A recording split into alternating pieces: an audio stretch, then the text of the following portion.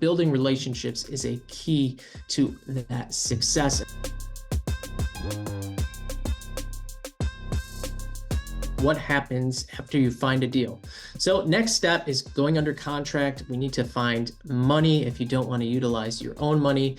And so the cool thing is we actually provide a contract that you can use to put a property under contract. It's located in the Storage Rebellion University. You can take that, simply plug and play again, put the property information in, your name in, and you're done. You saved thousands of dollars on having an attorney draft one up for you. And so once you're under contract, now we need to do our due diligence. We need to figure out, hey, is this property worth purchasing or not? And you might be wondering, what happens if I get a property under contract and then I find out it wasn't a good deal? What do I do? Well, in our contract, we can include this line item that essentially allows us to back out of a property if we decide that we want to back out of it. And we have roughly 45 days to do that. Now, during that 45 days, you're getting all of the information from the property owner on the property, right? You want to look at taxes, you want to look at income reports, you want to look at occupancy reports. And if everything still aligns and it looks like a great deal, then cool, you can close on that facility. Generally, we do a 90-day close. So 45-day due diligence period, then a 45-day closing period. And you have that 45-day due diligence period to back out of the deal if you decide it's not a good deal, okay? And in our Storage Rebellion University, we actually have a due diligence checklist. So this is all the items that you want to check off your list during your due diligence period.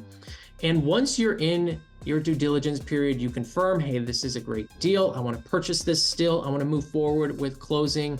You need to start making sure, or aligning, I should say, you want to align your funding. So if you're using your own money, maybe you're using a bank loan, you want to make sure that you've already taken this step. You've called different banks, find out their rates. The other option is private money.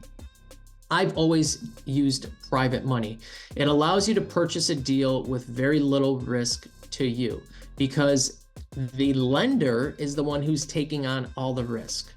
Now, what you can do is determine, hey, what is a fair equity split for this partnership? If you're going to fund the deal, maybe you get 50% of the deal and then I manage it, I get the other 50% of the deal. This really just comes down to communication, working together with your lender, who's now your partner, and determining percentages and what makes it a good deal for the both of you. There isn't really a right or wrong here. This is how it's supposed to be. No, it's, hey, what would make this a great deal for you? Where do you need to be for this to make sense? And here's where I need to be.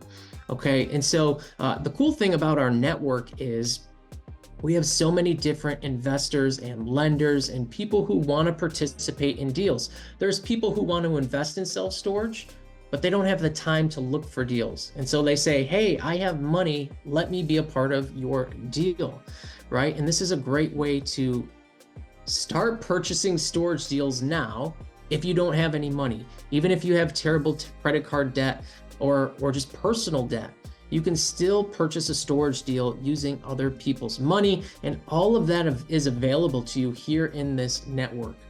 Okay, and the only way that you're going to gain access to that funding is by building relationships, connecting with other investors, and building trust with these folks, because few people are going to want to invest with you if they don't know you.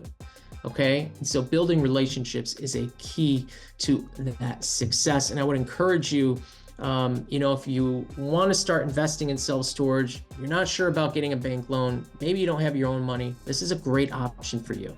Okay, so you can literally get started. You could fund a deal much sooner than you think. So I hope that this information was helpful for you, and let's move on to the next training.